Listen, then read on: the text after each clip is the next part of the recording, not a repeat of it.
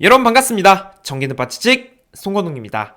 오늘은 전기기기 핵심 필수 단답을 여러분과 함께 살펴보려고 합니다. 여러분, 지금 여러분이 보시는 이 단답 문제는요, 그냥 단답이 아닙니다. 뭐냐면 전기기사 그리고 전기산업기사 최근 10개년을 제가 분석을 했어요. 그 중에 전기기기에서 단답 문제들이 상당히 많이 출제가 되고 있는데 그 중에 빈출되는 문제들을 쏙쏙 뽑아가지고 꾹꾹 눌러 담았습니다. 그렇게 정리를 한 게 총 70 하나의 문항이 되겠고, 이 문제들은 여러분이 시험장 가시기 전까지 계속해서 반복해서 보셨으면 좋겠습니다. 왜냐하면 최근 10년 동안 빈출이 되었던 내용이기 때문에 이 말은 곧 뭐예요? 앞으로 시험에서도 충분히 많이 나올 수 있는 가능성을 가지고 있다라는 것에 대한 방증이 되겠죠. 그렇기 때문에 여러분이 이 내용을 자투리 시간에 적극적으로, 그리고 어디 뭐 대중교통 이용하시면서 뭐 식사하시면서 샤워하시면서 이 콘텐츠 음성으로도 이용하셨으면 좋겠습니다. 제가 최대한 텍스트를 안 보시더라도 여러분 귀에 쏙쏙 들어갈 수 있게 내용을 전개해 볼게요. 이 PDF 파일도 모두 여러분께 전달해 드리겠습니다. 파일을 받는 방법은 제가 댓글에 남겨놓을 테니까 참고해 주시면 대단히 감사하겠습니다. 자, 그럼 여러분 준비되셨나요? 자, 그럼 지금부터 전기기기 핵심 필수 단답 71문항 시작합니다. 1번부터 보겠습니다. 분권발전기 회전 방향을 반대로 하면 어떻게 되는가? 제가 이거 10개년 분석하면서 많이 나오더라고요. 뭐냐면 회전 방향을 반대로 하면 어떻게 되냐요? 뭐를요? 분권발전기에서요.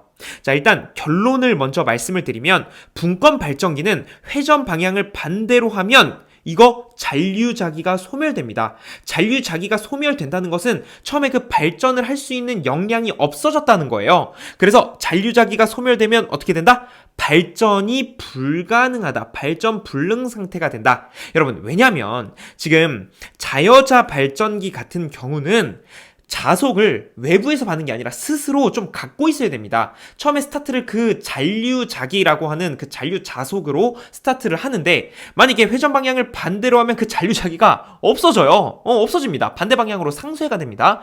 그래서 자여자 발전기 같은 경우는 회전 방향 반대로 하면 된다, 안 된다? 안 됩니다. 잔류자기가 소멸되어서 발전이 불가능하거든요. 그래서 이거 객관식으로 고르는 문제 자주 출제가 되고 있으니까 핵심 잡아주시면 좋겠습니다. 정리해보면 자여자 발전기의 회전 방향을 반대로 하면 잔류자기가 소멸되어 발전이 불가능하므로 회전 방향을 반대로 하면 안 되겠다. 체크해 주시고 넘어가면 되겠습니다. 자, 바로 두 번째 볼게요. 직류기의 보극 설치 목적은 무엇이냐? 이게 간단하게 그림을 제가 표현을 해보면, 여기 예를 들어 N극이 있고 여기 S극이 있습니다. 그럼 여기서 전기자가 이렇게 돌 거란 말이에요. 전기자가 안쪽에서 돌겠죠. 보극이라고 하는 건 보조적인 어떤 극을 시설하겠다는 겁니다. 그러니까 여기에도 뭐 N극, 여기에는 뭐 S극 이렇게 시설을 하게 되는 것이죠. 그래서 이미지는 이렇고 뭐 이거를 시험에서 그려라 이런 거는 안 나오죠, 여러분. 그렇죠. 그래서 제가 결론만 말씀드릴게요. 이 보극을 설치하는 목적은 뭐냐면 정류를 좀 깨끗하게 하고 싶다. 정류를 불꽃 없이 하고 싶다. 이렇게 가주시면 됩니다. 그럼 정리해 볼게요. 보극 설치 목적, 정류를 개선시키기 위함이다. 다른 표현으로는 불꽃이 없는 정류를 하고 싶다. 이렇게 가주시면 됩니다. 자, 지금 음성으로만 들으시는 분들 그림 안 보셔도 괜찮습니다. 제가 다시 한번 말씀드릴게요. 보극을 설치하는 목적 누군가 물어본다면 여러분은 정류를 개선시키기 위함입니다. 혹은 불꽃 없는 정류를 가능하게 하기 위함입니다. 답변하고 넘어가면 되겠습니다. 자, 이어서 세 번째로 가볼게요. 직류발전기 병렬운전 시 균합선이 필요한 발전기는 무엇이냐? 여러분, 병렬운전을 할 거래요. 병렬운전. 이 병렬운전을 할 때 뭐가 필요하다고요? 균합선이 필요하다. 모든 게 균합선이 필요한 게 아니에요. 균합선이 필요한 발전기는요, 바로 직권 발전기와 복권 발전기가 되겠습니다. 다시 시험 문제에서 직류 발전기를 병렬운전 할 건데요. 이 균합선이 필요한 발전기가 뭘까요? 라고 여러분께 이렇게 물어본다면 여러분은 거침없이 직권 발전기와 복권 발전기입니다. 라고 체크해 주시면 되는 것이죠. 자, 이어서 4번으로 넘어갑니다. 자, 규약 효율에 대한 내용이에요. 이것은 제가 산업기사, 기사 통틀어서 10개년 하면서 정말 많이 봤던 내용 중에 하나예요. 이 규약 효율, 그만큼 중요하다는 얘기입니다. 그러니까 알맹이 중에서도 알맹이 느낌이랄까요? 자, 바로 볼게요. 전동기는요, 입력분의 입력 빼기 손실이 되고요. 발전기와 변압기는 똑같습니다. 효율은 출력 플러스 손실 분의 출력이 되는 거예요. 근데 이거 많은 분들이 헷갈려 하실 겁니다. 왜냐하면 기본적으로 이 효율이라고 하는 것은 입력분의 뭡니까? 출력이잖아요, 여러분. 근데 규약 효율은 이게 왜 발생하는 거냐면 분명히 전동기는 선풍기 생각해 보세요. 전기를 집어넣으면 운동 에너지, 즉 회전을 하죠. 이거 조금 더 포괄적으로 말하면 뭐예요? 내가 전기 에너지 가했더니 운동 에너지 발생하더라. 그럼 입력과 출력 사이의 에너지 형태가 같아요, 달라요? 다르죠? 다릅니다. 그래서 일반적인 입력과 출력으로 이게 효율이 잘 안 된다는 거예요. 그래서 규약 효율이라는 걸 만듭니다. 그래서 전동기 같은 경우는 여러분 입력이 전기인가요? 출력이 전기인가요? 전동기는? 우리 선풍기 생각했을 때 입력이 전기죠? 입력이 전기니까 전기만 생각하세요. 입력이 전기니까 전기 쪽이 입력이니까 입력에 대해서 식을 쓰면 되겠구나. 그래서 규약 효율이 여기 보시는 것처럼 입력분의 출력을 입력에 대해서 쓰면 뭐예요? 입력에서 출력을 빼는 거죠. 이런 식으로. 왜 이렇게 됐는데요? 왜 출력은 입력 빼기 손실인데요? 왜 이렇게 되죠? 자, 여러분 이런 게 있죠. 어떤 물길이 있다고 해볼게요. 이렇게 해서 여기 100만큼의 물이 흘러 들어갔어요. 100리터. 근데 요 샛길로 1리터만큼 빠졌어요. 요 출력되는 거 실질적으로 몇 리터입니까? 99리터죠? 그러면 입력을 100리터, 출력을 99리터, 손실을 1리터라고 볼 수 있다고요. 그래서 이 출력이라고 하는 것은 입력에서 손실을 뺀 값과 똑같습니다. 그래서 출력을 입력 빼기 손실로 쓸 수 있는 것이고 전동기는 입력이 전기이기 때문에 입력에 대해서만 쓸 겁니다. 입력만 쓰겠다는 거예요. 그래서 입력분의 출력을 이제 입력 빼기 손실로 바꾸는 겁니다. 자, 그럼 이러한 논리로 똑같아요. 이것만 알고 있으면 됩니다. 발전기는 뭐가 전기예요, 여러분? 입력이 전기인가요? 출력이 전기인가요? 발전기. 발전기는 어떤 운동 에너지를 가해서 전기를 뽑아내는 거죠. 출력이 전기입니다. 그래서 출력 플러스 손실 분의 출력이 되는 거예요. 여기 보니까 입력을 출력에 대해서 바꿨네요. 그래서 출력 플러스 손실 분의 출력이 되겠더라. 그것만 기억해 주시고, 아니 변압기는 갑자기 왜 뜬금없이 똑같이 묶은 겁니까? 자, 변압기도 입력이 전기, 출력이 전기죠. 변압기는. 근데 우리가 원하는 건 어디에 있어요? 출력측에 있어요. 그렇기 때문에 출력에 대해서 쓰는 겁니다. 그래서 이런 식으로 식을 정의할 수 있어요. 그래서 여러분이 앞으로 전동기냐, 발전기냐, 변압기냐, 규약 효율에 대해서 헷갈리지 마시고, 입력분의 출력은 기본적으로 가는 것인데, 이것이 입력에 대해서 써야 되는지, 출력에 대해서 써야 되는지는 어디, 입력이 전기냐, 출력이 전기냐만 고민하시면 되겠더라. 이렇게 봐주시면 되겠습니다. 자, 여기까지 좀 어떠세요, 여러분? 좀 괜찮으신가요? 제가 좀 빠르게 넘어갈 부분은 빠르게 넘어가고, 여러분이 그래도 이 암기하는 데 있어서 머릿속에 이미지화를 좀 가져가셨으면 좋겠다라고 하는 부분들은 제가 꾹꾹 채워 담겠습니다. 자, 그럼 이어서 5번째 내용으로 넘어가 볼게요. 자, 이어서 5번 보겠습니다. 굉장히 반가운 주제예요. 이거 제가 분석하면서 상당히 반가웠는데 왜냐면 너무너무 효자 문제입니다. 한번 볼게요. 직류 직권 전동기 위험 속도 방지 대책. 이거 여러분도 반갑지 않습니까? 직류 직권 전동기래요. 이거 기본적으로 이 단어에서 느껴지는 그 포스가 있잖아요. 굉장히 힘이 셉니다. 직류 직권은요, 힘이 세서 무부하 상태가 되는 것을 굉장히 경계해야 돼요. 그래서 위험 속도에 도달할 수 있는 그 무부하 상태를 만들면 안 되는데, 그렇기 때문에 벨트 운전을 금지하고 있습니다. 전동기에 벨트 걸어서 운전하지 말란 얘기예요. 왜냐하면 벨트가 벗겨질 수 있죠. 벨트가 벗겨졌다는 것은 뭐예요? 무부하 됐다는 겁니다. 부하가 사라진 거죠. 그럼 위험 속도에 도달해서 사고까지 이어질 수가 있습니다. 그런데 직류 직권 전동기 벨트 운전 못하게 하면 어떻게 합니까? 이것은 다른 방법이 있다는 거죠. 뭐냐면 바로 체인 운전과 기어 운전을 하란 얘기입니다. 체인을 걸든 기어를 걸든 해서 운전을 시켜라. 이건 적어도 무부하 상태는 안 되니까요. 그래서 직류 직권 전동기의 위험 속도를 방지하기 위한 대책으로는 벨트 운전을 금지시키고 체인 혹은 기어로 운전해라 라고 이야기를 할 수 있겠습니다. 6번 보겠습니다. 직류발전기 특성 곡선인데 이 내용을 한 번에 여러분 암기하시는 게 좋습니다. 그래서 여기 4가지 정도만 여러분 시험장 가기 전까지 익숙하게 만들어 놓으시면 이 내용 한 문제 만약에 나온다면 이거 사실상 네 문제 자체로 독립적으로 나올 수 있는 거예요. 근데 여기서 하나만 걸린다면 우리 좀 도움이 되지 않을까라고 생각합니다. 이것도 빈출이 상당히 많이 됐었습니다.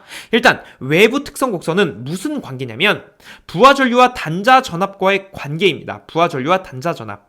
그러면 이것을 저는 그냥 앞자 따서 외부단으로 이렇게 옛날에 공부할 때 암기를 했었습니다. 저도 이제 전기 기능사, 전기 산업기사, 전기 기사를 대학생 때 모두 취득을 했거든요. 그때 이거 암기법으로 그냥 했던 기억이 나요. 이거 그냥 암기하려고 그러면 쉽진 않아요. 그래서 그냥 저는 한 글자씩 외웠습니다. 외부단, 그리고 부계단, 그리고 내부유, 그리고 무계 이런 식으로 외웠어요. 근데 여러분 이건 저만의 좀 암기 방법이고 혹시 여러분이 좀 좋은 암기법이 있다면 좀 댓글로 알려주시면 좋을 것 같습니다. 좀 많은 분들께 도움이 될 것 같아요. 그래서 6번 같은 경우는 어쨌든 암기를 해야 되는 부분이니까 이 정도 정리를 하고요. 7번 문제로 넘어가 보겠습니다.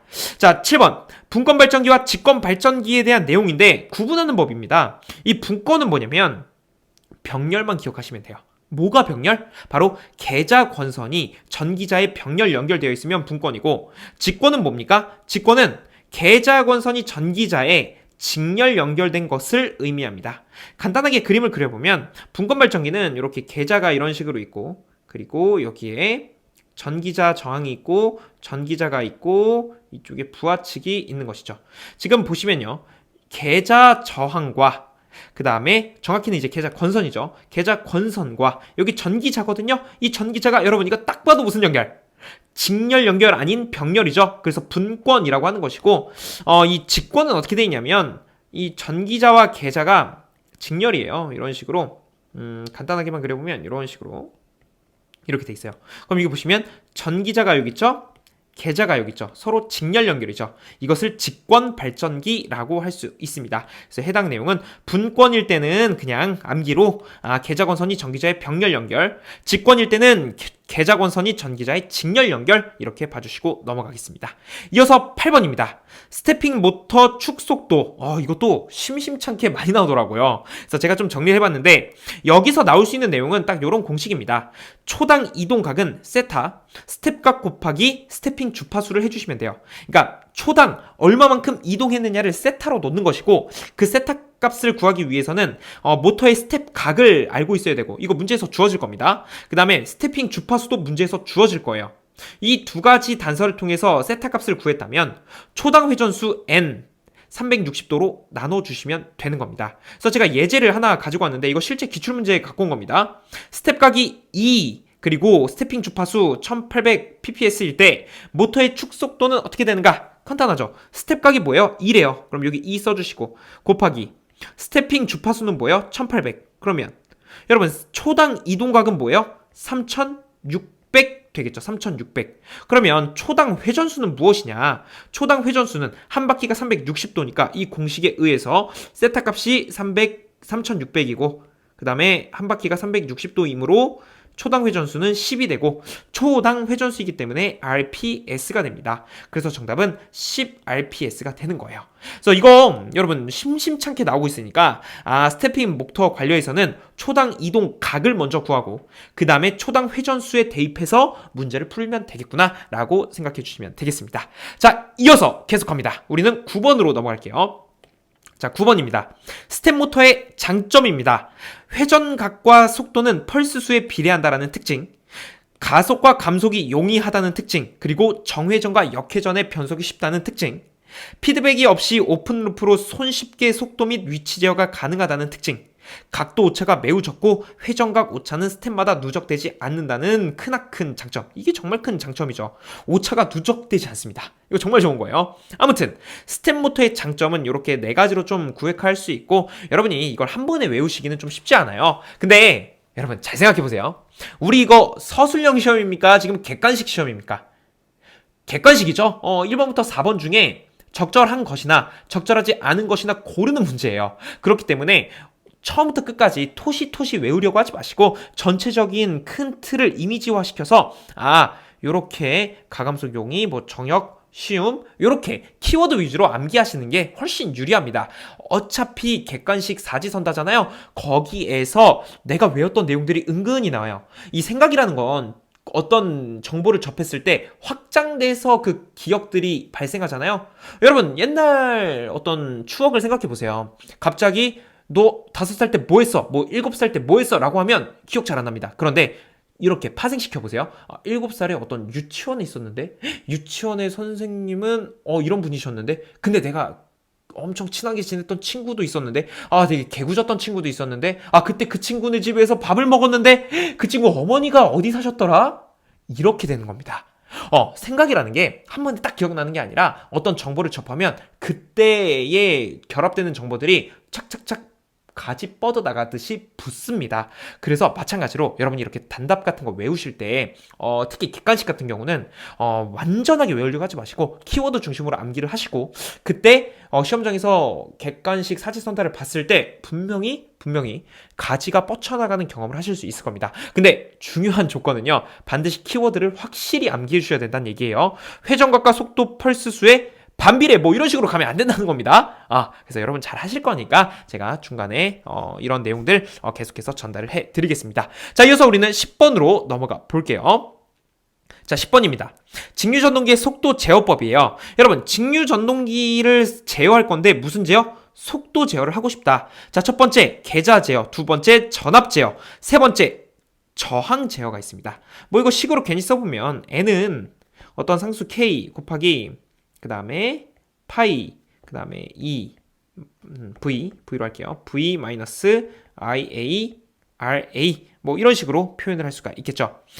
여러분 여기에서 지금 계좌 제어라고 하는 것은 이 파이 값을 건든다는 얘기고 전압 제어는 V 값을 건들겠다는 얘기고 저항 제어는 이 R 값을 건드겠다는 얘기입니다. 그래서 뭐 공식까지 대입해서 암기하면 좋겠지만 일단 가장 우선순위는 직류전동기의 속도 제어법이 크게 세 가지가 있는데 첫 번째 계좌 제어, 두 번째 전압 제어, 세 번째 저항 제어 이렇게 먼저 암기를 하시고 확장시키셨으면 좋겠습니다.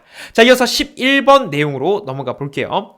전부하시 단자 전압이 무부하시 단자 전압보다 높은 직류 발전기는 무엇인가? 여러분 이거 딱 봐도 과복권 발전기가 되는 겁니다. 다시 과복권 발전기. 자, 이어서 12번으로 넘어갑니다. 전부하시 단자 전압이 무부하시 단자 전압과 같은 거래요. 여러분 좀 전에 뭐였습니까? 좀 전에는 높은 거였어요. 높다 보니 과복권이 될 것이고 이번엔 여러분 같대요. 이 높은 게 아니라요. 같대요. 그러면 평복권입니다. 그래서 이 두 가지 유형이 최근 10개년에서 등장을 하더라고요. 그래서 이 내용을 좀 구분해서 학습을 해줬으면 좋겠습니다. 자, 이어서 13번으로 넘어갑니다. 직류 직권 전동기의 토크 관계입니다. 직류 직권 전동기에서 토크 관계를 토크는 전류의 제곱에 비례하고 토크는 회전수 제곱에 반비례합니다. 이게 직류 직권이고요. 그런데 가끔 직류 분권도 나올 수 있어요. 직류 분권 전동기에서 토크는 어떻게 되느냐? 토크는 전류에 비례합니다. 그리고 토크는 회전수에 반비례합니다. 여러분 차이가 어때요? 단순합니다. 제곱이 있냐 없냐로 나뉘게 되는 것이죠. 제곱이 있으면 직류 직권이 될 것이고 제곱이 없으면 직류 분권이 될 겁니다. 요 정도 차이만 기억하시면 큰 문제는 되지 않을 것이다. 자, 이어서 14번으로 넘어가 볼게요. 14번. 전압 제어와 계좌 제어에 대한 내용인데 여러분 이거 한번 좀 정리를 하고 갈게요. 이 전압 제어라고 하는 것은 기본적으로 정토크 제어라고 봐주시면 돼요. 토크 값을 일정하게 해주는 거죠. 그리고 정토크 제어를 할 때는 두 가지 방식이 주로 사용이 되는데 워드 레오나드 방식, 일그너 방식이 사용이 됩니다. 그 특징으로는 제어 범위가 상당히 넓다라는 특징이 있어요. 그래서 여러분이 이거 좀 헷갈리실 거예요. 워드 레오나드는 뭐고 뭐 정토크, 전압 제어, 뭐 제어 범위 이거를 한 번에 지금 정리하는 게 좋아요. 왜냐면 이 조각조각들이 흩어져 있으면 이거 암기하기도 쉽지 않고 그죠? 그래서 이렇게 갑시다. 전압 제어 하면 여러분은 가지를 하나 뻗으세요. 이거 정토크인데. 자, 정토크 제어할 때는 두 가지 방식이 있더라. 워드 레오나드 방식, 일그너 방식. 그리고 이들의 특징은 제어 범위가 넓다라는 특징을 갖고 있다. 이렇게 봐주시면 되겠습니다. 자, 이어서 계좌 제어입니다. 여러분 전압 제어에서 정토크를 자랑했다면 계좌 제어도 질 수 없죠. 계좌 제어는요 출력 일정합니다. 정출력 제어를 자랑해요. 그래서 계좌 제어는 정출력 제어구나 라고 여러분이 학습을 해주시면 될 것이고, 대신에 이 친구들은 제어 범위가 넓을까요? 좁을까요? 좁습니다. 자, 제어 범위 좁아요. 그래서 제어 범위는 좁다 이렇게 가주시면 되겠습니다. 자, 우리 음성으로만 들으시는 분들 위해서 다시 한번 정리해 드릴게요. 전압 제어는 정토크 제어, 워드 레오나드 방식, 일그너 방식, 제어 범위 넓음, 이거를 한 묶음으로 가져가 주시고, 그 다음 계좌 제어는 정출력 제어, 제어 범위가 좁다 라는 것을 하나의 묶음으로 챙겨가 주시면 되겠습니다. 자, 우리 음성으로만 들으시는 분들께도 찾아가는 특급 서비스입니다. 예, 죄송합니다. 계속할게요. 자, 15번입니다. 직류기에서 전기자 반작용의 영향을 물어보고 있습니다. 자, 직류기에서 전기자 반작용 중요하죠. 그럼 어떤 영향이냐? 편자작용이 발생한다는 거예요. 주자속이 감소한다는 겁니다. 당연하죠. 이 전기자 반작용 때문에 원래 줘야 되는 주자속이 상쇄되고 있으니까요. 그러다 보니 중성축이 이동하고요. 중성축 부근의 부분적인 전압 상승으로 여기서 불꽃이 이제 발생을 하는 거예요. 불균형이죠. 이제 이게 불균형이 일어나니까. 그래서 이 네 가지 내용이 전기자 반작용으로 인해서 발생하는 대표적인 특징이다라고 봐주시면 될 것 같아요. 제가 시간적 여유가 좀 많으면 이 내용 하나하나를 좀 전개해드리면 좋을 텐데, 지금 이 콘텐츠 특성 자체가 암기하는 데 일단 우선의 목표를 두자라는 컨셉이잖아요. 그래서 일단 이 정도만 여러분께 말씀을 드리고 넘어가 보겠습니다. 어차피 자세한 내용은 전기기기 정규반에서 쭉 설명을 하고 있고, 그 남민수 강사님이 굉장히 잘 찍어놨습니다. 이 전기기기 관련해서. 그래서 이 속전속결 전기기기도 여러분 한번 참고해 보시면 좋을 것 같습니다. 자, 이어서 16번 넘어가 볼게요. 차동 복권 발정입니다. 여러분, 자, 지금부터 저랑 합의를 하는 거예요. 차동 복권 첫 번째, 수화 특성 두 번째, 용접 세 번째. 여러분, 이거 몇 박자예요, 지금? 1박자, 2박자, 3박자 됐죠? 이 3박자는 여러분 한 보따리로 꽁꽁 싸매가지고 어디든지 들고 다니셔야 됩니다. 왜냐하면 문제에서 두 가지 조건을 주고 용접이냐 아니냐를 찾으라는 문제, 수화 특성과 용접이라는 키워드를 주고 무슨 발전기냐고 묻는 문제, 이런 것들이 나와요. 굉장히 잘 나옵니다. 그래서 차동 복권, 수화 특성, 용접, 이것을 꼭 하나의 묶음으로 가져가 주시고, 이 수화 특성이라는 건 원래 부하가 증가하면 전류가 변화해야 되잖아요. 이 전류가 일정한 특성을 가지는 정전류 특성을 의미합니다. 그래서 의미 정도는 이렇게 챙겨가 주시고, 16번은 넘어가 보겠습니다. 17번 직류기 손실입니다. 이 직류기 손실은 크게 철손, 풍손, 그리고 동손이 있어요. 네, 철손이 뭘로 이루어져 있느냐라고 한다면 히스테리시스 손과 와류손으로 이루어져 있습니다. 이것이 바로 철에서 발생하는 손실, 철손이고, 구성품으로는 히스테리시스 손, 와류손, 이 정도 생각해 주시면 좋을 것 같아요. 자, 그 다음 풍손이라고 하는 것은 기계손이고요. 저항손이라고 하는 것은 동손입니다. 동에서 발생하는 손실, 동손, 이것은 곧 저항손입니다. 그래서 직류기의 손실 크게 세 가지 정도 여러분 가지고 가시면 좋을 것 같고, 이어서 18번 보겠습니다. 직류발전기 정류 곡선인데요. 이 곡선 중에 네 가지가 그림과 함께 출제가 되는 경우도 있고, 그림과 함께 출제되지 않는 경우도 있을 수 있습니다. 자, 일단 직선 정류라고 하면 이상적인 정류 곡선, 그러니까 직선 정류 곡선이 나와야 되는 거예요. 이상적인데. 근데 이상적일 수만은 없겠죠. 그래서 여기서는 부족 정류, 과정류, 정연 정류가 있는데, 이 부족 정류의 특징을 꼭 기억해 주셔야 됩니다. 이 부족 정류 곡선일 때는요, 정류 말기에 브러쉬 후단부 불꽃 발생입니다. 여러분, 브러쉬 어디요?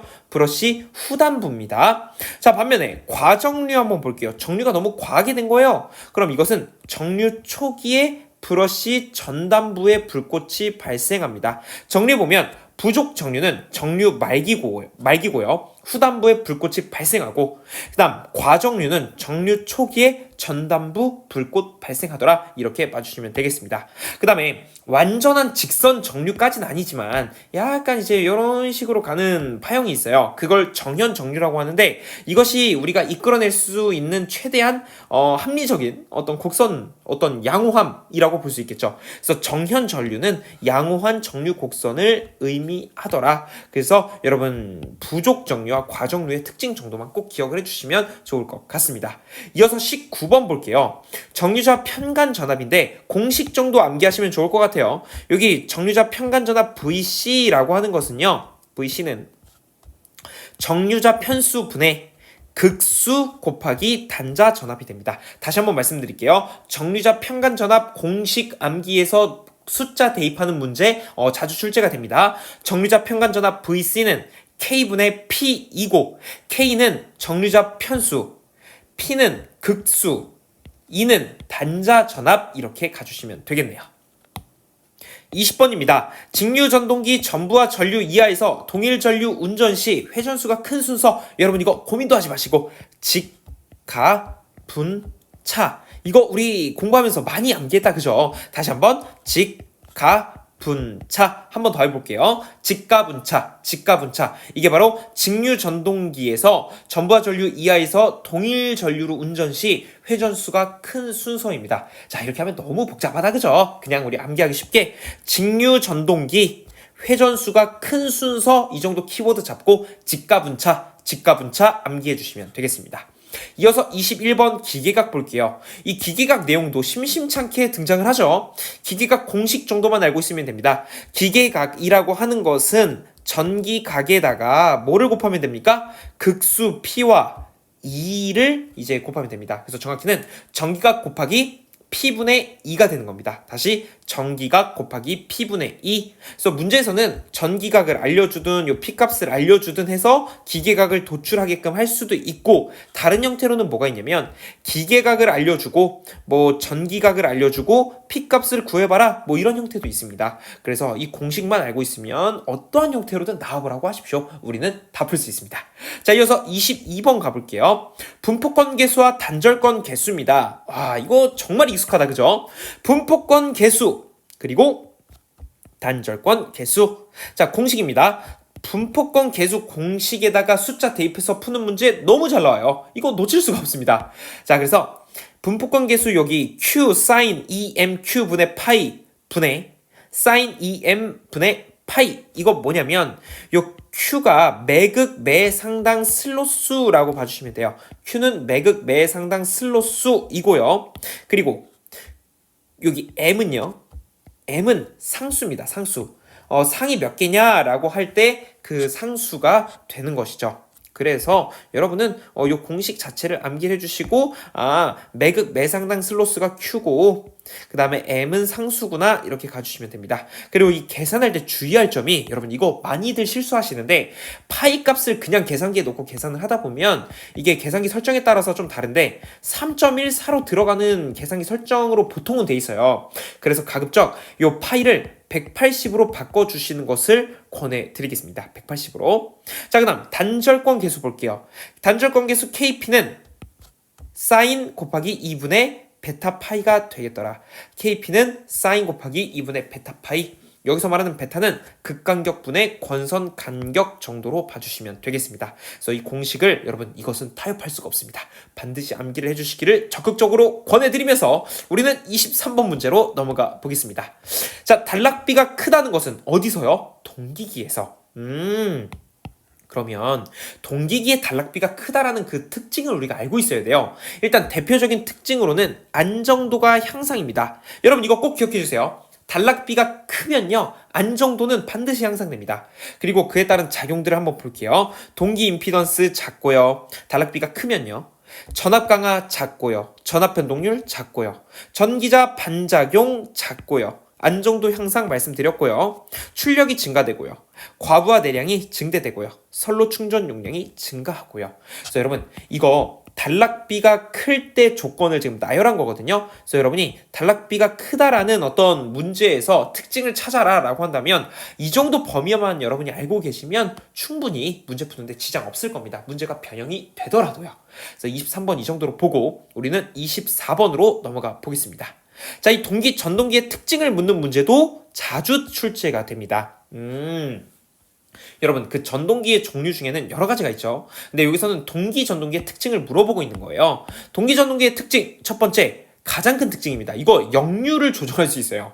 이 동기 전동기는 이제 동기 조상기로 쓰일 때 역류 조정이 가능하거든요. 그래서 역류 조정이 가능하다. 그리고 난조가 발생하기 쉬워요. 난조라 하면 뭐냐면 뭐라고 해야 될까요? 이런 표현도 있어요. 나 오늘 컨디션이 좀 난조다.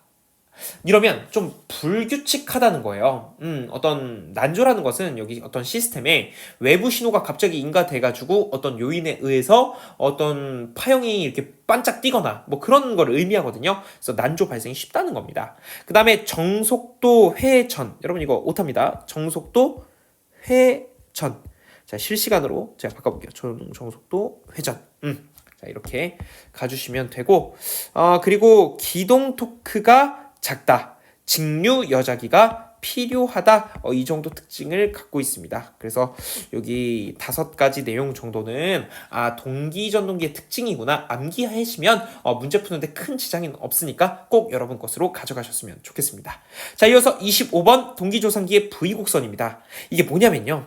이건 여러분 제가 안 그릴 수가 없습니다. 혹시 음성으로밖에 지금 못 들으시는 분들은 나중에 이 파트 25번째 내용이거든요. 이 25번째 단답 내용은 이 그림도 꼭 봐주세요. 나중에. 자, 여기 V곡선처럼 이렇게 그려볼게요. 이게 위상 특성 곡선이라고도 하죠. 그래서 이렇게 해서 이 점선 긋는 라인이 코사인 세타가 1인 지점이에요. 그리고 여기 세로축이 IA라고 하는 전기자 전류가 되는 것이고 가로축이 IF라고 하는 계자 전류가 되는 겁니다. 그래서 이걸 어떻게 구분할 것이냐. 코사인 세타가 1인 점을 기준으로 좌측으로 온다면 이건 부족 여자가 되는 것이고 우측으로 간다면 과여자가 되는 것입니다. 그래서 부족 여자에서는 여기선 지상 전류가 되는 것이고 지상. 그 다음에 과여자에서는 진상입니다. 진상. 그래서 여러분이 이 경계를 기준으로 나눠서 암기를 해주시면 될 것 같아요. 그 다음에 지상일 때 리액터로 작용합니다. 마치 리액터. 진상일 때는 콘덴서처럼 작용해요. 콘덴서. 이게 그럼 결국엔 어떤 작용 때문에 그런 거냐? 여기 코사인 세타가 1인 점을 기준으로 좌측으로 가느냐 우측으로 가느냐, 즉 계자 전류를 어떻게 조정하느냐에 따라서 이렇게 작용이 바뀐다라는 겁니다. 그래서 이 특징을 꼭 기억을 해주시면 좋을 것 같고, 그 다음 이런 문제도 여러분 나올 수 있어요. 혹시 어떤 문제에서 전기자 전류가 가장 작을 때는 언제입니까? 라고 한다면 언제입니까 여러분? 항상 코사인 세타가 1일 때예요. 이것까지 가지고 가주시면 동기조상기 V곡선에 대해서는 더 이상 할 게 없어요. 그래서 이렇게 내용 가져가 주시면 되겠습니다. 자, 여기서 26번 볼게요. 동기발전기 전기자 권선입니다. 여러분 일단 전기자 권선법에서는요, 전절권 대신에는 뭘 쓰냐면 단절권이라는 걸 씁니다. 전절권 대신 단절권, 집중권 대신 분포권을 써요. 그럼 바꿔 말하면 뭐냐면 전절권은 안 쓴다는 거고 집중권도 안 쓴다는 얘기입니다. 그래서 이거 꼭 기억해 주세요. 그럼 분포권의 특징부터 살펴보겠습니다. 잘 나와요. 열 발산이 우수합니다. 분포돼 있으니까요. 그리고 자기 인덕턴스 감소되고요. 고조파를 제거해서 이 파형을 개선합니다. 이게 제일 중요한 목적이죠. 파형 개선. 대신에 단점도 있어요. 유기기전력이 감소됩니다. 유기기전력이 감소되더라도 그거 감소하고 파형 깨끗하게 얻자. 이것이 이 분포권을 사용하는 특징입니다. 자, 그다음 단절권 볼게요. 여기서는 동량이 감소하여 경제적. 이 단절권은 뭐냐? 동량이 좀 적게 들어요. 단권으로 하거든요. 그래서 경제적으로 유리하다. 그 다음에 이것도 마찬가지로 고조파를 제거하여 파형을 개선한다. 매우 중요합니다. 이것도 역시 별표. 그리고 유기기전력 감소한다는 단점은 있어요. 그럼 이제 혼란이 생깁니다. 아니 자기 잠깐만요. 오케이. 분포권 특징 알겠어요. 이 파형 개선해서 뭐 하겠다는 건 알겠는데 두 개 다 파형을 개선하는데요? 자, 문제에서 파형을 개선한다. 이거 무슨 권을 한 거냐? 분포권 한 거냐? 단절권 한 거냐? 이걸 물어볼 수 있죠. 여기서 그러면 두 개가 헷갈린단 말이에요. 여러분 어떻게 가시면 되냐면 이렇게 가시면 돼요. 만약에 자기 인덕턴스를 감소시키면서 특징에서 분명히 언급할 겁니다. 만약에 자기 인덕턴스를 감소시키면서 파형을 개선합니까? 그러면 반드시 분포권으로 가주시면 되고, 동량이 감소하면서 파형을 개선합니까? 그러면 단절권 가주시면 됩니다. 그래서 이 두 가지 특징으로 좀 구분을 하시면은 헷갈리지 않을 거예요. 자, 그럼 이어서 우리는 27번으로 넘어가 보겠습니다. 27번 돌극형과 비돌극형 발전기에 대한 내용인데 이것도 암기하시면 이거 그냥 공짜로 한 문제 가져갈 수 있습니다. 자, 일단 돌극형과 비돌극형이 있죠. 여기 보시면 이 XD가 뭐냐? 동기 리액턴스인데 이건 직축일 때 동기 리액턴스를 의미하는 거예요. 직축일 때. 그다음 횡축일 때는 동기 리액턴스가 XQ로 이렇게 표기를 합니다. 직축일 때는 XD, 횡축일 때는 XQ 이렇게 가주시면 됩니다. 자, 그럼 뭐만 기억하시면 되냐? 돌극형일 때 직축 동기 리액턴스가 횡축 동기 리액턴스보다 크다. 이렇게 갑니다. 돌극형일 때 특징을 고르시오. 그럼 여러분 이 부등호 선택해 주시면 되는 거예요.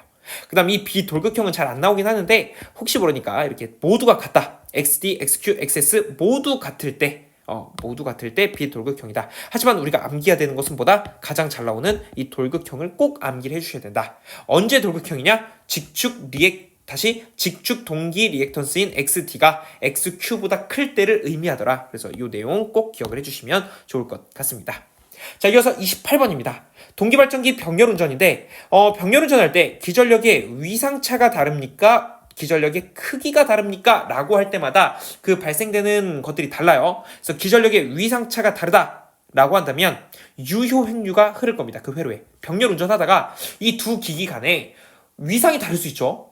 A 발전기와 B 발전기가 위상이 다를 수 있어요. 그때 유효 횡류가 흐르고 이걸 다른 말로 동기화 전류가 흐른다. 혹은 뭐 동기화력이 발생한다. 이렇게 봐주시면 되겠습니다. 그 다음에 기전력의 크기가 다를 경우는 뭐냐? 발전기 두 개가 서로 크기가 다르면 어때요? 그 전이차가 생기고 그 전이차로 인해서 어떤 전류가 발생할 겁니다. 그걸 순환 전류라고 하는데 무효 순환 전류라고 이야기할 수가 있겠습니다. 자, 이어서 29번으로 갑니다.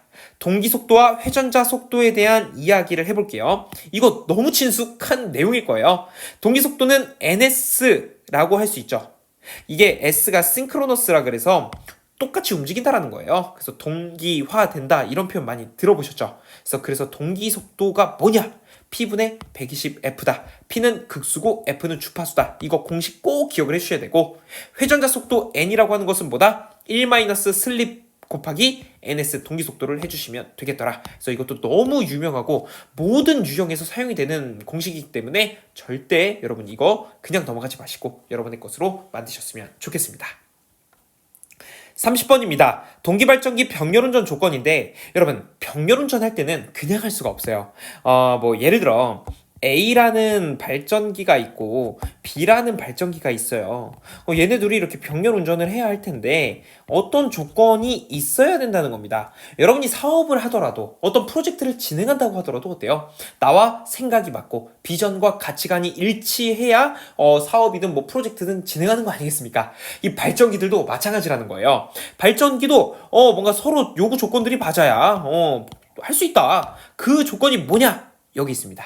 바로 두 발전기 간에 기전력의 크기가 같아야 되고요. 기전력의 위상이 같아야 되고 기전력의 주파수, 기전력의 파형이 같아야 됩니다. 그래서 이걸 암기할 때 크, 위, 주, 파라고 흔히 암기를 하죠. 그래서 여러분 크, 위, 주파 암기를 해주시고 상회전이 같을 때도 있어요. 근데 이거는 좀 특수한 경우입니다. 삼상 발전기일 때 의미를 하는 거예요. 그래서 일단 여러분은 크, 위, 주파 암기를 해주시고 상회전은 삼상일 때만 적용되는구나 하고 넘어가 보겠습니다. 31번입니다. 동기 임피던스를 표현할 때 어떻게 표현하냐? 자, 이것 자체가 시험 문제로 나오더라고요. 그래서 여러분 보시면요. 전기자 저항을 R, 전기자 반작용 리액턴스를 XA, 누설 리액턴스를 XL이라고 했을 때 동기 임피던스라고 하는 ZS는 전기자 저항 R 더하기 전기자 반작용 리액턴스와 누설 리액턴스를 이제 허수 구간에서 합산을 하는 거죠. 이런 식으로 표현을 할 수가 있겠더라. 그리고 여러분 이거는 뭐 다른 게 아니라 크기로 나타내는 거예요. 크기. 그래서 크기는 실수부와 허수부를 제곱한 다음에 더하고 루트 씌우는 거죠. 그래서 이런 표현도 기억하시면 뭔가 반가운 문제가 보일 겁니다. 그래서 이어서 32번으로 넘어가 볼게요. 동기발전기의 난조 원인입니다. 여러분 동기기는 난조가 잘 일어나요. 그 원인이 뭐냐? 원동기의 조속기 감도가 지나치게 예민할 때, 원동기의 토크에서 고조파 토크가 포함될 때, 전기자 회로의 저항이 상당히 큰 값으로 될 때, 요 세 가지가 대표적인 원인이고, 그럼 대책이 있어야 될 거 아닙니까? 바로 제동 권선을 설치하면 됩니다. 그래서 여러분 이것을 우리가 서술형으로 쓰는 건 아니니까 요런 문장들이 있구나 익숙하게 좀 접근을 해주시고 반드시 대책은 암기를 해주시기를 바라겠습니다. 그래서 여기까지는 한번 보시면서 객관식에 나오면 이제 기억이 파생된다고 제가 말씀을 드렸잖아요. 그래서 이거 좀 꼼꼼하게 그냥 보시는 걸로 넘어가시고, 중요한 건 난조를 이제 어떤 방지할 수 있는 대책으로 제동건선을 설치하더라, 이렇게 가주시면 좋을 것 같습니다. 33번입니다. 수수 전력과 동기 화력에 대한 내용인데 이거 공식만 좀 구분하고 갈게요. 수수 전력, 동기 화력의 공식이 조금 달라요. 일단 수수 전력 PS는 EXS분의 전압의 기전력의 제곱이 되는 것이고, 근데 여기서 사인이 들어가죠. 여기 사인. 동기 화력은 똑같아요. 똑같은데 여기는 코사인이 들어갑니다. 그리고 요 델타라고 하는 것은 위상차가 되는 겁니다. 그래서 수수 전력과 동기 화력을 공식으로 좀 구분을 해주시면 어떤 문제에서 어떤 공식을 적용할지 여러분 좀 감이 오실 거예요. 그래서 요 앞쪽 EXS분의 E 제곱, 이건 똑같은데 사인이냐 코사인이냐에 따라서 수수냐 동기 화력이냐, 이것을 알 수가 있습니다. 수수 전력은 어떤 기기에서 다른 기기로 줄 때 그 전력값을 의미하는 거고, 동기 화력은 뭐냐면 이제 이거 두 개를 구분하시는데 좀 헷갈릴 수가 있어요. 그래서 제가 말씀을 드리는 거예요. 수수 전력은 예를 들어 A가 B에게 주는 어떤 전력값입니다. 근데 동기 화력은 뭐냐면 A와 B가 있어요. 근데 이 친구들이 서로 위상차가 나는 겁니다. 그럼 이 위상차를 극복하기 위한 어떤 전력이라고 봐주시면 돼요. 그래서 비슷한 것 같지만 서로 다른 의미를 가지고 있으니까 이 정도 내용 봐주시고, 중요한 건 문제 푸는 공식입니다. 그래서 문제에서 수수 전력에 대한 내용을 언급하고 있다면 사인을 써주시고, 동기 화력에 대한 내용을 언급하고 있다면 코사인을 써주시면 되겠습니다. 자, 이어서 34번 볼게요. 돌발 단락전류와 연구 단락전류가 있는데 이것만 암기하면 됩니다. 여러분, 돌발은 누가 제한하냐면 누설이 제한합니다. 연구는 누가 제한하냐면 동기가 제한합니다. 다시 한번 가볼게요. 돌발은 누가 제한하냐? 누설 리액턴스가 제한합니다. 연구는 누가 제한하냐? 동기 리액턴스가 제한하더라. 이렇게 보고 우리는 35번으로 넘어가 보겠습니다.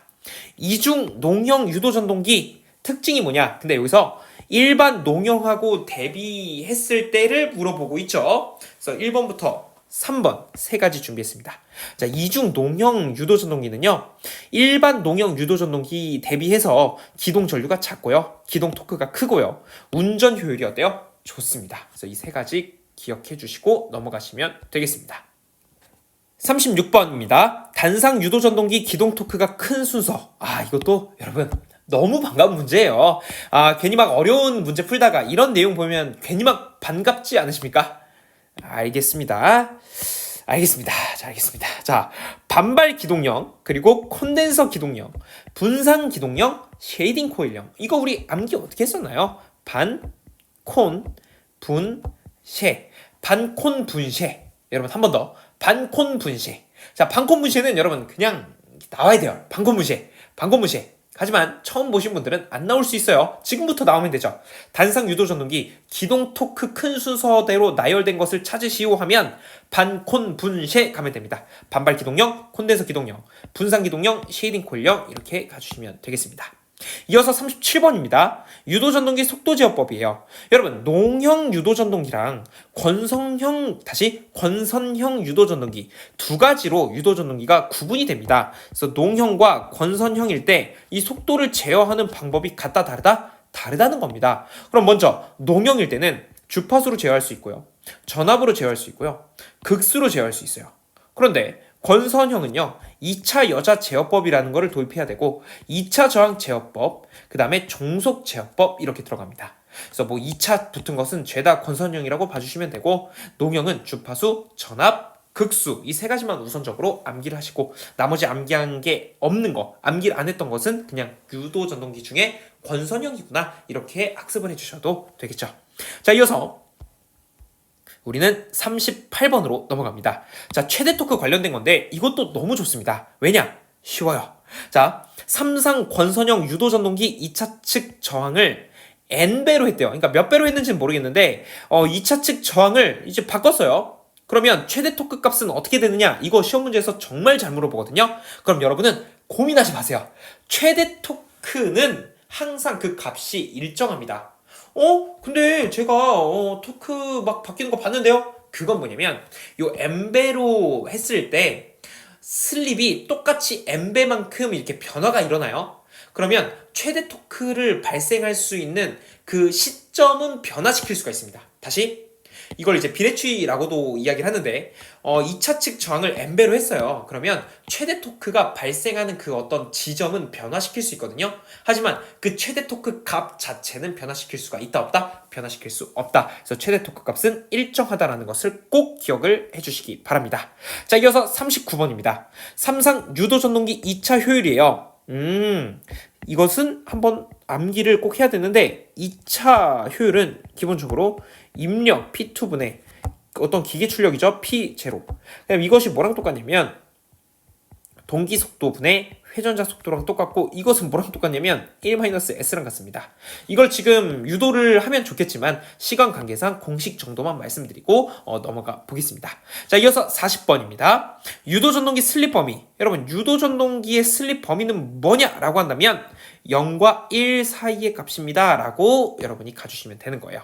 자, 이렇게 가고 여러분 슬립 공식도 한번 적어볼게요. 제가 슬립 S라고 하는 것은 이렇게 돼요. 동기속도 ns 분의 동기속도 ns 빼기 회전자 속도 n이 됩니다. 그래서 만약에 요 ns와 n이 서로 같다면, 즉 회전자가 동기속도와 똑같이 움직이고 있다면 슬립 값은 0이 나올 것이고, 만약에 요 회전자 속도가 0이다 라고 하면 슬립 값은 1이 나올 겁니다. 그래서 최대와 최소가 이렇게 0과 1 사이에 분포를 하고 있다, 이 정도 봐주시면 되겠네요. 41번입니다. 유도전동기 안정운전 조건입니다. 여러분, 안전운전 조건, 그러니까 안정된 운전을 하기 위한 조건인데 이거 부등호 찾는 문제예요. 그래서 여기 보시면 TM이 전동기 토크고요, TL이 부하 토크고요, 그 다음에 N은 회전수입니다. 그랬을 때 여기 DN분의 DTM이 있고 DN분의 DTL이 있잖아요. 이거 TL 쪽으로 벌린 거, 부등호가 TL 쪽으로 벌린 것을 여러분이 확인만 해주시면 돼요. 그러면 유도전동기의 안정운전 조건 바로 체크할 수 있습니다. 그래서 여기서 TL은 다시 TL 쪽으로 부등호가 벌린 것을 선택해 주셔라. 그러면 정답 찾기 매우 쉬울 것이다. 이거 그대로 나옵니다. 여러분, 시험 문제. 그래서 이 정도 보고 42번으로 넘어갈게요. 비례추이 가능한 전동기는 어떻게 되는가? 권선형입니다. 여러분, 제가 아까 농형 유도전동기와 권선형 유도전동기가 있다고 했죠. 근데 비례추이를 할 수 있는 전동기는요, 권선형밖에 안 돼요. 유도전동기 안 됩니다. 농형 유도전동기가 안 되는 거고 권선형 유도전동기가 되는 거예요. 그럼 비례추이가 도대체 뭡니까? 아까도 제가 간단히 말씀드렸는데 2차 저항의 값을 n배로 할 때 최대 토크가 기존 슬립의 n배인 슬립에서 발생한다는 겁니다. 그래서 어떤 n배 처리했을 때 기존 슬립의 n배인 위치에서 최대 토크가 발생한다는 겁니다. 여러분, 여기서 다시 한번 짚고 넘어갈게요. 이 최대 토크 값은 바뀐다고요? 안 바뀐다고요? 절대 바뀌지 않습니다. 위치는 바뀔 수 있으나 그 값 자체는 바뀌지 않더라. 이렇게 맞추시면 돼요. 자, 이어서 43번입니다. 여러분, 우리 많이 왔어요 지금. 여러분 조금만 더 힘드시겠지만 같이 저랑 같은 호흡으로 힘내셨으면 좋겠습니다. 잘하고 계세요. 지금 벌써 여러분 43번까지 온 거예요. 그리고 이 문제들이 그냥 단답이 아니라 그랬어요. 최근 10년 동안 정말 꾸준하게 빈출되고 있는 문제들을 모아놓은 거라고 했습니다. 그래서 지금 하는 것들이 다 시험 문제다라고 생각하시고 공부하시면 좋을 것 같아요. 자, 43번. 비례추이 할 수 없는 거. 여러분, 이거 암기할 때 우리 어떻게 했습니까? 바로 출, 효, 동. 출력, 효율, 동선, 동기속도. 다시, 비례추이 할 수 없는 것은 무엇입니까? 출력, 효율, 동기속도, 동선. 출효, 동동. 이렇게 가면 됩니다. 다시 한번 뭐라고요? 출효, 동동. 그럼 비례추이 할 수 있는 건요? 자, 암기하지 않은 것을 체크해 주시면 됩니다. 그래서 정답은 출효, 동동 일단 이렇게 갖추시면 되는 거예요. 대부분 비례추이 할 수 없는 거 물어봐요. 출효, 동동, 오늘 꿈속에서도 나와야 됩니다. 출효, 동동. 예, 죄송합니다. 자, 44번. 아이고, 다시. 자, 계속 가볼게요. 자, 계속 가볼게요. 44번입니다. 기동 시 최대 토크와 같은 토크로 기동하기 위한 외부 저항, 이거 공식이죠. 외부 저항 R은 ST분의 1-ST 곱하기 R2 곱해주시면 됩니다. 이거 공식 자체가 식 대입하는데 잘 나오기 때문에 공식만 암기하셔도 무방합니다. 자, 이어서 45번 변압기 절연 내력 시험 방법입니다. 첫 번째 가압 시험, 두 번째 유도 시험, 세 번째 충격 전압 시험, 네 번째 변압기유 절연 파괴 전압 시험 이렇게 있어요. 그래서 사지선다에서 변압기 절연 내력 시험 방법이 아닌 것은 하고 요 4개 중에 3개를 알려줍니다. 뭐 예를 들어 가압이 1번, 유도가 2번, 충격 전압이 3번, 그리고 4번에 요걸 주는 게 아니라 다른 이상한 걸 준다고요. 그럼 그거 정답으로 체크를 해주시면 되겠습니다. 아니면 다른 내용들은 전부 다 그냥 이상한 거 주고 하나 가압 시험 고르게끔 나올 수도 있죠. 그래서 절연 내력 시험 방법 4가지 꼭 기억을 해주시고 우리는 46번으로 갑니다. 부울지 계정입니다. 변압기 보호에 사용되고요. 이게 어디에 설치되느냐도 자주 물어봐요. 변압기 주탱크와 콘서베이터를 연결하는 관에 설치를 한다. 그 파이프 사이, 그 관 사이에 설치를 한다는 얘기예요. 변압기 내부에서 발생되는 일정량 이상의 가스량과 압력 등에 의해서 동작합니다. 그래서 이 부울지 계전기는 어떤 전기적인 계전기라고 볼 수는 없어요. 이런 가스와 압력에 의해서 동작을 하는 것이죠.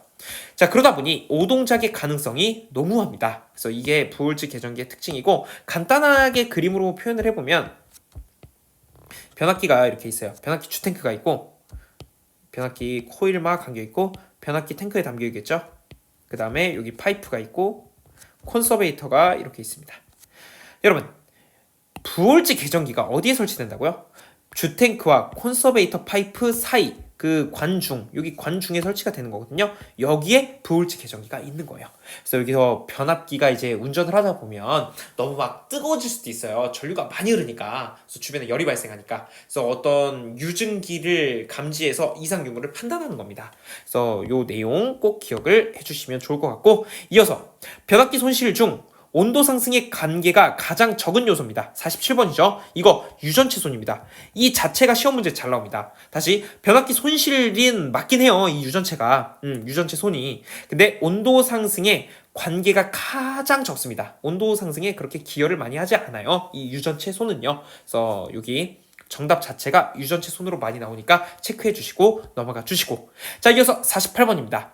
퍼센트 저항 강화와 퍼센트 리액턴스 강화 공식이에요. 그래서 이것도 여러분 공식입니다. 퍼센트 저항 강화는 10V 제곱분의 PR 퍼센트 리액턴스는 자 퍼센트 리액턴스 강화 10V 제곱분의 PX가 되겠습니다. 그래서 이것도 공식만 알고 있으면 그냥 우리 문제 대입하기에 굉장히 유리하거든요. 그래서 여기 똑같아요.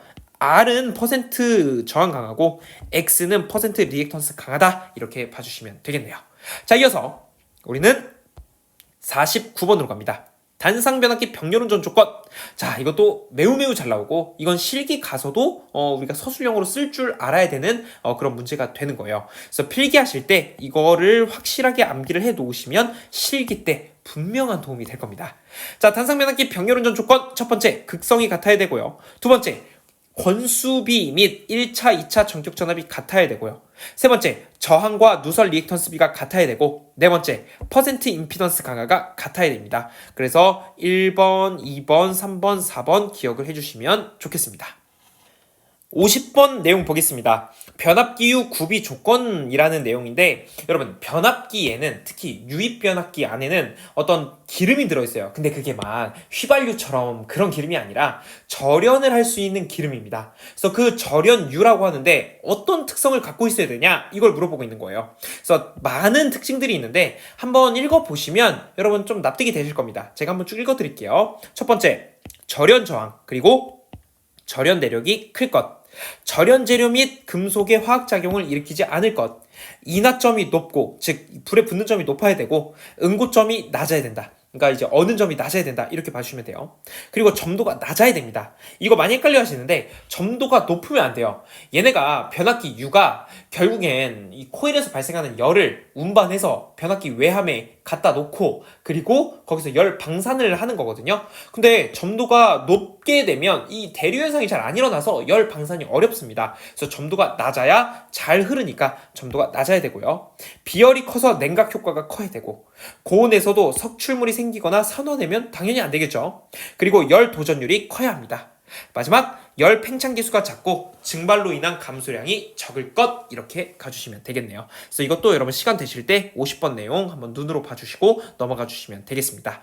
자, 이어서 51번 몰드 변압기 특징입니다. 이 몰드 변압기는 내습성 및 내진성이 양호하고요. 난연성이 우수, 소형 경량화 가능, 절연 신뢰성 향상, 유입 변압기와 비교해서 보수 및 점검이 용이. 왜냐면 얘는 어떻게 보면 건식이라고 볼 수가 있거든요. 그래서 보수나 점검이 용이하다. 그 다음 내전압이 낮아서 서지에 대한 대비가 필요하다. 절연 레벨은 같은 기준 전압에서 유입 변압기가 몰드 변압기보다 높다. 이런 특징을 갖고 있습니다.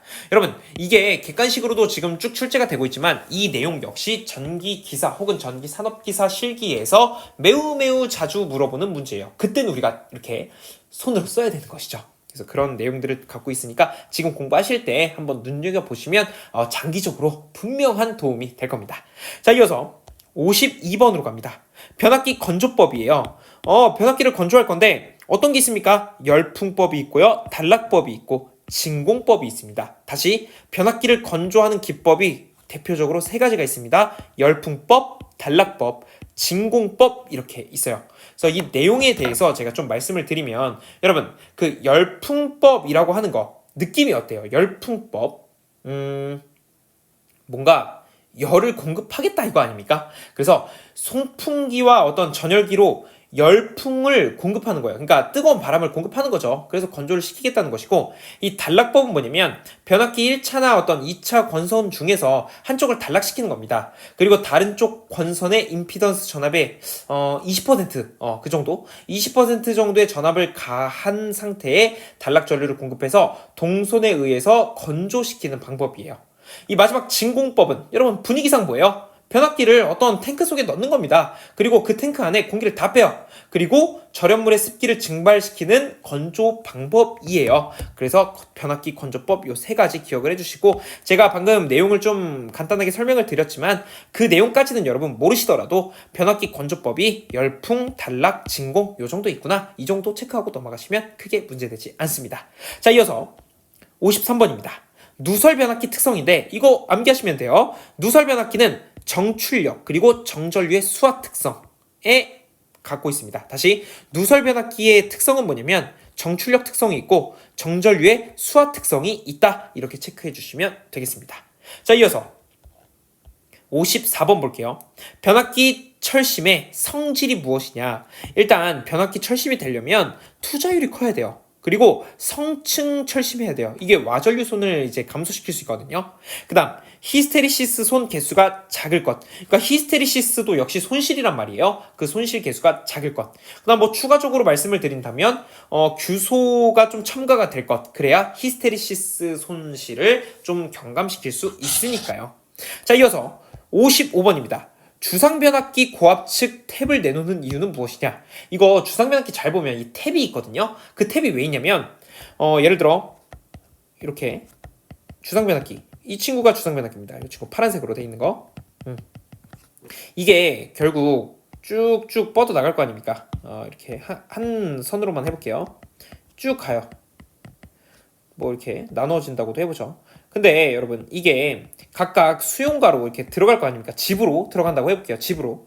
그럼 얘네가 거치면 거칠수록 그 수용가의 전압이 강화가 됩니다. 왜냐면 이동하는 거리들이 있으니까 이게 뻗어 나갈 때마다 전압 강화가 발생한다는 거예요. 그럼 그 예를 들어 220V가 들어가야 되는데 이게 점점점 가면 갈수록 막 190V 뭐 170V 이렇게 떨어질 수 있잖아요. 그런 것을 조정하기 위해서 탭을 이렇게 내놓는 겁니다. 그래서 정리해보면 수전점의 전압을 조정하기 위함이다. 요 정도만 여러분 체크해 주시면 될 거예요. 자, 이어서 56번입니다. 변압기의 전압 변동률. 여러분 무슨 변동률 하면 무조건 정격분의 무부하 빼기 정격이에요. 그럼 여기서는 전압 변동률이니까 무부하 전압과 정격 전압을 비교하면 되는데, 여기 보시면 정격 전압분의 무부하 전압 빼기 정격 전압이 되죠. 이것 역시 정격분의 무부하 빼기 정격이 됩니다. 이것만 기억하시면 전압 변동률, 뭐 속도 변동률 다 오라고 하세요. 여러분 다 풀 수 있습니다. 그래서 56번은 이 정도로 봐주시면 되겠네요. 57번 변압기 시험입니다. 무부하 시험과 단락 시험이 있는데 무부하 시험에서 알 수 있는 것은 무엇이냐? 무부하 전류, 여자 어드미턴스, 철손을 알 수 있고요. 단락 시험에서는 임피던스 전압, 동손, 퍼센트 저항 강화, 퍼센트 리액턴스 강화, 전압 변동률을 알 수 있습니다. 그래서 여러분이 문제에서 변압기 시험 중 무부하 시험에서 알 수 있는 것은 무엇이냐, 혹은 변압기 시험 중에 단락 시험에서 알 수 있는 것 혹은 알 수 없는 것은 무엇이냐, 이런 내용들이 나왔을 때 이 내용을 여러분이 장착을 하고 계신다면 충분히 문제풀이 하는데 무리는 없을 거예요. 그래서 57번 이 정도로 보고 58번으로 넘어가 보겠습니다. 58번 보겠습니다. 삼상 변압기 병렬운전 불가능한 조합은 무엇이냐? 여러분, 홀수 조합만 찾으면 돼요. 이 변압기가 홀수 조합으로 결선돼 있잖아요. 그럼 위상차 발생하고 이거 운전할 수 없습니다. 여기 보시면 여기 델타 Y와 델타 델타 이 내용을 이야기하고 있어요. 델타가 몇 개예요? 홀수죠. Y도 홀수죠? 이건 홀수입니다. 그래서 위상차 때문에 운전할 수 있다 없다? 운전할 수 없다. 그래서 요런 형식을 골라주면 정답이 되는 겁니다. 그래서 뭐 이렇게 돼야 돼요. 뭐 델타 Y 그리고 뭐 여기서 Y 델타 뭐 이런 식으로 돼야 되죠. 그래서 짝수 형태면 괜찮은데 이렇게 홀수가 있으면 적절하지 않다. 자, 이어서 59번으로 넘어가 보겠습니다. 59번 V결선 보겠습니다. 이용률과 출력비가 나와 있는데 여러분 일단 이거부터 해보죠. V결선에서 출력은 뭡니까? PV는 이 용량 계산할 때 루트 3을 곱하면 돼요. 어디에다가? 원래 변압기 한 대 용량에다가. 그래서 원래 한 대 용량이 예를 들어 100kVA 그러면 루트 3 곱하기 100을 해주시면 V결선에 대한 내용이 나오는 겁니다. 자, 그럼 여기서 파생되는 거 이용률은 어떻게 되냐?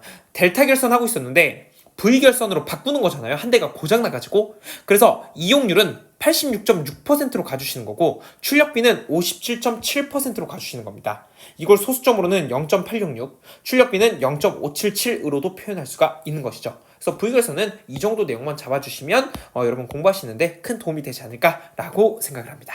자, 이어서 60번으로 넘어갑니다.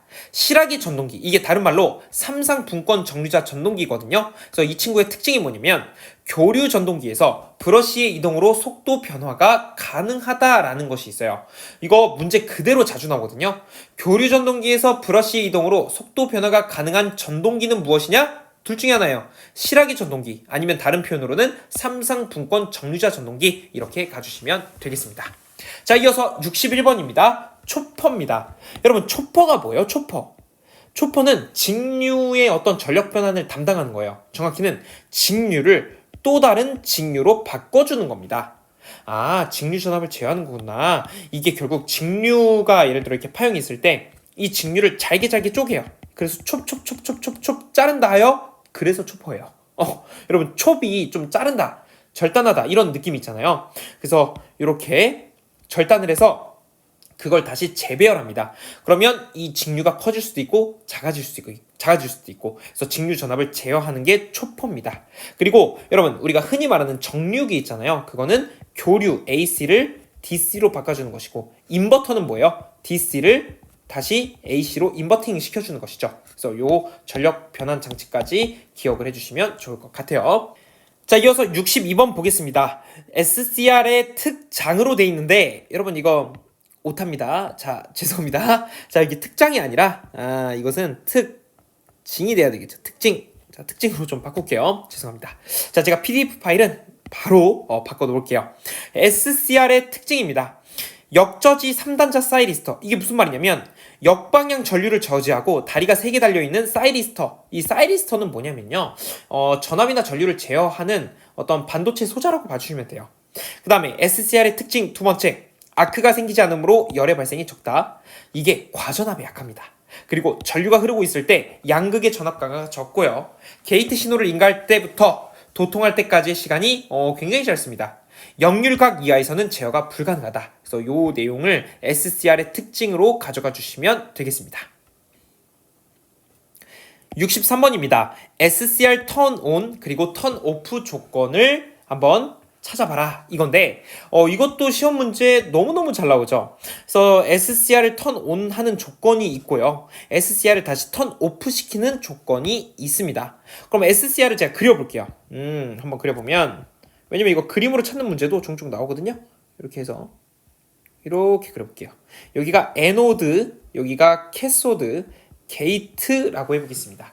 여기서 이 G는 게이트인데 일종의 문지기 역할을 하는 거예요. 이 게이트의 허락 없이는 에노드에서 캐소드로 전류가 원래 흘러가야 되거든요. 한 방향으로 가는 거예요. 이렇게 오는 게 아니라 에노드에서 캐소드로 가는데 게이트의 허락 없이는 절대 갈 수 없습니다. 물론 이렇게 좀 강제로 하는 방법은 있긴 해요. 근데 그건 이제 좋은 건 아니니까. 아무튼 에노드에서 캐소드로 전류가 흐르고 싶어요. 그럼 요 G에 신호가 인가돼야 돼요. 그래서 여기서 문지기가 야 A에서 C, 즉 에노드에서 캐소드 전류 흘러라, 문 열어줄게 하면 그제서야 흐르는 겁니다. 이 개념을 가지고 들어가 볼게요. 자, SCR을 턴 온 하겠다는 것은 에노드에서 캐소드로 전류를 흘리겠다는 얘기예요. 양극과 음극 간의 브레이크 오버 전압 이상의 전압을 인가한다. 그래서 이게 원래 이 다이오드가 다시 이 SCR이 견딜 수 있는 어떤 전압값이 있잖아요. 근데 그것 이상으로 그냥 강제로 도통시키겠다는 얘기예요. 그럼 도통됩니다. 근데 이거는 정상적인 방법은 아니죠. 자, 두 번째, 게이트의 레칭 전류 이상의 전류를 인가한다. 이게 정상적인 거죠. 여기 게이트가 여기 있잖아요. 이 게이트에 레칭 전류가 있어요. 문을 열 수 있는 최소한의 전류값이라고 보시면 됩니다. 그 레칭 전류 이상의 전류를 인가하면 A에서 C, 즉 에노드에서 캐소드로 전류가 흐르게 됩니다. 자, 그럼 이거 흐르고 있어요. 이제 오프시키고 싶단 말이에요. 그럼 어떻게 해야 되느냐? 에노드의 극성을 불호한다. 원래 여기가 플러스고 여기가 마이너스가 인가가 돼야 되거든요. 극성을 그냥 서로 바꾸겠다는 얘기입니다. 여기를 마이너스 걸고 여기를 플러스로 걸면 이거 도통 안 됩니다. 그리고 SCR이 흐르는 전류를 유지 전류 이하로 한다. 즉 문이 열려서 전류가 흐르긴 흐르지만 적어도 너희들이 A에서 C, 즉 에노드에서 캐소드를 흐르려면 최소한의 전류는 갖고 있어야 된다. 최소한의. 예를 들어 우리가 어떤 식당을 운영한다고 했을 때 이 수익을 어쨌든 내야 되잖아요. 사업이니까. 그러면 최소한 하루에 몇 명 정도의 손님은 와야 내가 이 사업을 유지할 수 있지 않느냐. 그런 개념과 동일한 개념이라고 봐주시면 되겠습니다. 자, 그래서 턴 온 조건과 턴 오프 조건을 꼭 기억을 해주시고 우리는 64번 정류회로의 맥동률로 갑니다. 자, 여러분 맥동률입니다. 맥동률은 이게 뒤쪽에서도 어차피 설명을 해드릴 거니까 여기서 넘어갈게요. 그래서 암기만 합시다. 맥동률 단상 반파에서는 121%, 단상 전파에서는 48%, 삼상 반파에서는 17%, 삼상 전파에서는 4%.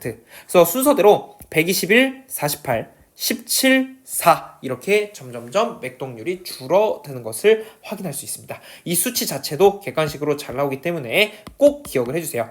단상 반파, 단상 전파, 삼상 반파, 삼상 전파 기준으로 순서대로 말씀드리면 121%, 48%, 17%, 4%가 되겠습니다. 자, 이어서 65번입니다. 65번. 다이오드 정류회로 접속 특성입니다. 만약에 다이오드를 직렬 연결하면 전압이 분배되겠죠. 그래서 과전압으로부터 보호가 가능하고요. 다이오드 병렬 연결 시 과전류로부터 보호됩니다. 왜? 병렬이기 때문에 여러분 전류는 어때요? 직렬 말고 병렬일 때 막 서로 나뉘어 들어가잖아요. 그래서 대전류에 유리한 겁니다. 그래서 과전류로부터 보호할 수 있다. 직렬일 때는 과전압, 병렬일 때는 과전류부터 보호 체크해 주시면 되겠습니다. 66번입니다. 반도체 정류기의 소자 중 첨두 역방향 내전압이 가장 큰 것은 무엇이냐? 이거 정답만 암기해주세요. 실리콘 정류기입니다.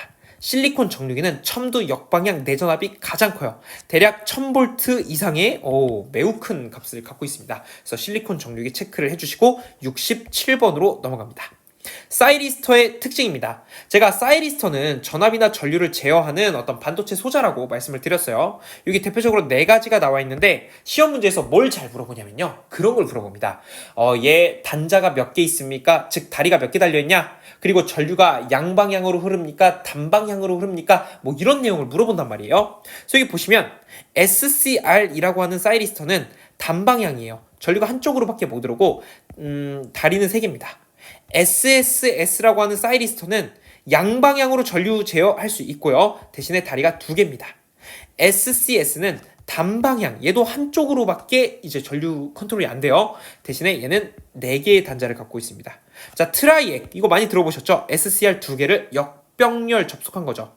양방향으로 전류 흐를 수 있게 하고요. 단자는 3개가 됩니다. 그래서 여러분이 이게 단방향이냐 양방향이냐, 그 다음에 단자가 2개냐 3개냐 4개냐를 꼭 구분을 해서 여러분 것으로 쟁취하셨으면 좋겠습니다. 자, 이어서 68번입니다. 게이트 턴오프 가능한 사이리스터는 무엇이냐? 이게 가장 큰 특징이죠. GTO입니다. 이 GTO 사이리스터는 스스로 게이트를 컨트롤해서 전류를 흘리게도 할 수 있고 전류를 그만 흘리게도 할 수 있습니다. 이것을 자기소호 기능이라고 하는데 자기소호 기능을 턴온 턴오프 기능이라고 할 수가 있어요. 그래서 GTO 체크를 해주시고, 자, 66번으로 넘어갑니다. 맥동률. 이게 아까 제가 말씀드린 건데 맥동률은 직류분분의 교류분이에요. 그래서 파형의 어떤 이제 이상 떨림이라고 해야 될까요? 파형의 찌그러짐 정도 이 정도로 봐주시면 돼요. 그래서 요 직류분 대비해서 교류분을 분자에 올려주시면 그 맥동률이 되는 겁니다. 우리 아까 121%, 우리 48%, 17%, 4% 이렇게 했잖아요. 위에서 했잖아요, 여러분. 우리 아까 여기 121, 48, 17, 4 64번에서 했었네요. 그래서 그 내용과 좀 연계가 되는 거니까 이 내용 꼭 참고해 주시고, 이 맥동률 자체의 공식 물어볼 수 있습니다. 직류 성분 분의 교류 성분, 이것이 맥동률이 됩니다. 70번 보겠습니다. DC 서브모터에 대한 내용인데 이것은 제어 기능에 대해서 좀 나열을 해볼게요. 제어 기능은 전류 제어, 그 다음에 속도 제어, 위치 제어가 가능합니다. 문제에서 어떻게 나오냐면 DC 서브모터의 제어 중 올바르지 않은 것은 무엇이냐? 그럼 이렇게 전류 제어 1번, 속도 제어 2번, 위치 제어 3번 줄 거예요. 그러면 이상한 거 하나 줄 거거든요. 그럼 그게 정답이 될 겁니다. 자, 마지막 71번입니다. 변압기 동일 전압을 가했을 때 자속 밀도와 주파수 관계는 무엇이냐? 여러분, 변압기 마지막 문제로 제가 가지고 왔는데 왜 그랬냐? 이거 너무 중요하기 때문에 제가 이 콘텐츠를 70개까지 만들고 보너스로 하나 더 만들어봤습니다. 이 동일 전압이라는 조건일 때요, 자속 밀도와 주파수의 관계 여러분 꼭 기억해 주셔야 됩니다. 자속 밀도는 B죠. 그럼 주파수와 관계가 어떻게 되느냐? 반비례 관계예요. 반비례 관계. 언제? 전압이 동일할 때입니다. 그래서 자속 밀도와 주파수는 반비례 관계이다. 그럼 문제에서 어떻게 나오냐? 이런 식으로 나오는 거예요. 어떻게 해볼까요? 제가 예시를 이렇게 한번 해보죠. 만약에 어떤 60Hz? 60Hz의 변압기가 있어요. 여기에 50Hz에 동일한 전압을 가했대요. 그러니까 원래 어떤 변압기에 60Hz를 가했는데 동일한 전압으로 이번엔 50Hz 해봐야지 한 거예요. 그러면 자속 밀도가 어떻게 바뀌느냐, 몇 배가 되느냐를 물어보는 거거든요. 여러분, 반비례 관계잖아요. 그래서 이렇게 쓸 수 있습니다. 이걸 막 비례 반비례 하면 좀 어려우실 수 있으니까 이렇게 정석적으로 풀이해보세요. 자, 원래 자속 밀도를 B라고 하고 바뀔 거 아닙니까? 주파수가 바뀌었으니까. 그럼 바뀐 주파수를 B'이라고 해볼게요. 다시 바뀐 자속 밀도를 B'이라고 해볼게요. 그럼 이것은 비례한다는 거예요. 뭐랑? 주파수의 반비례 형태로 써야 되는데, 그러면 원래는 똑같이 F분의 F'이 돼야죠. B일 때 F이고 B'일 때 F'. 근데 얘네가 반비례 관계니까 요 프라임의 관계가 바뀝니다. 그래서 나중 주파수가 여기 밑에 오는 거예요. 그러면 변경된 자속밀도 B'은 어떻게 됩니까? F'분의 F가 될 것이고 곱하기 B가 됩니다. 그럼 결론, 우리 지금 60에서 50으로 바꿨다 그랬죠. 그럼 처음 주파수가 뭐예요? 50이었습니다. 그래서 B'은 여기 처음 주파수 50을 분자에 써주는 거죠. 분모에는 나중 주파수, 죄송합니다. 분자에 여기 60을 써주는 거네요. 60. 원래 주파수가 60. 그 다음 분모에는 나중 주파수 F' 써주는 거죠. 그래서 50 곱하기 B. 그럼 이거 계산하면 약분되죠. 0, 0 사라지니까 5분의 6. 원래 자속밀도 대비해서 5분의 6배가 되더라. 지금 주파수는 어때요? 6에서 5로 왔는데 자속밀도는 5에서 6으로, 그러니까 5분의 6배가 되는 거죠. 그렇게 변화한다는 겁니다. 그래서 여러분, 이거 너무 복잡하게 생각하지 마시고 일단 자속밀도와 주파수는 반비례 관계다. 언제? 이게 중요해요. 동일한 전압일 때라는 조건이 있어야 됩니다. 근데 대부분의 문제에서는요, 동일한 전압이라는 조건을 줘요. 그래서 이거 아마 기출문제 제가 그대로 여러분께 소개를 좀 해드린 건데, 일단 먼저는 자속밀도와 주파수가 전압이 동일할 때 반비례한다라는 특성을 이해하시고 그리고 나서 진행을 해주시면 되겠습니다. 자, 이렇게 해서 우리 1번부터 71번 내용까지 여러분 쭉 살펴봤습니다. 정말 고생 많으셨어요. 왜냐하면 1번부터 71번까지 아무리 중요한 문제라고 해도 끝까지 오시는 것 자체는 쉽지 않습니다. 사람 마음과 어떤 심리가 그래요. 그리고 체력적인 한계도 그렇고요. 그럼에도 불구하고 여러분은 1번부터 71번까지 해내셨습니다. 정말 고생하셨고 이 내용을 한 번에 외우려고 하지 마세요. 어차피 이 내용들은 다 빈출되는 내용이니까 이거를 한 번에 절대 못 외워요. 그래서 넉넉한 시간을 두고 혹은 자투리 시간에 계속 반복해서 듣거나 제가 PDF 파일 제공해 드리잖아요. 그걸 보는 겁니다. 그래서 가급적 어디 이동하실 때 계속 들어 놓으시면 틀어놓고 그리고 이제 볼 수 있을 때는 이제 PDF 파일을 보시면서 이 내용을 천천히 시납으로 습득을 하셨으면 좋겠습니다. 한 번에 치는 것보다는 누적으로 치는 게 훨씬 더 공부 효율이 좋습니다. 그래서 여러분이 여러분의 공부 전략을 적절하게 디자인 잘 하셨으면 좋겠습니다. 오늘도 함께 해주셔서 정말 감사드리고 저는 여러분께 도움을 드릴 수 있다면 어떠한 형태로든 계속해서 콘텐츠를 제작할 것을 약속드리겠습니다. 고생하셨습니다.